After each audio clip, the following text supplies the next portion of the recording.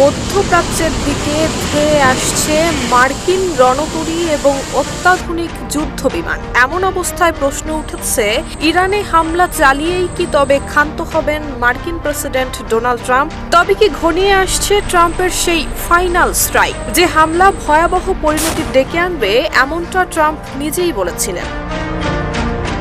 মার্কিন কর্মকর্তারা বলছেন, এর আগে এক দফা হামলার চিন্তা থেকে সরে এলেও এখন আবার আগ্রাসী অবস্থানে ফিরেছেন ট্রাম্প। ইরান ইস্যুতে আলোচনার সময় তিনি একাধিকবার সম্ভাব্য এই অভিযানে চূড়ান্ত হামলা শব্দটি ব্যবহার করেছেন, যা ওয়াশিংটনের ভেতরেই উত্তেজনা বাড়িয়েছে।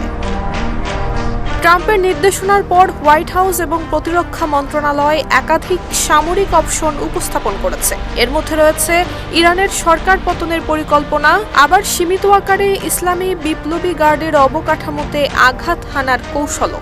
অর্থাৎ লক্ষ্য শুধু বার্তা দেয়া নয়, পুরো ক্ষমতার কাঠামো কাঁপিয়ে দেওয়ার প্রস্তুতিও আছে আলোচনায়।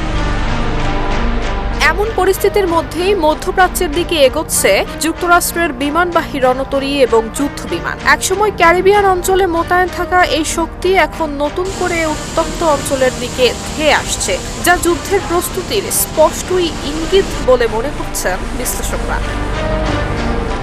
এর জবাবে ইরানের প্রতিরক্ষা মন্ত্রী আব্বাস আরাগচিও কড়া হুঁশিয়ারি দিয়েছেন। তিনি বলেছেন, যুক্তরাষ্ট্র যদি হামলা চালায় তাহলে ইরানও আর কোনো সীমারেখা মানবে না। হামলার সঙ্গে সঙ্গে পাল্টা জবাব দেওয়ার হুঁশিয়ারিও দিয়েছেন তিনি।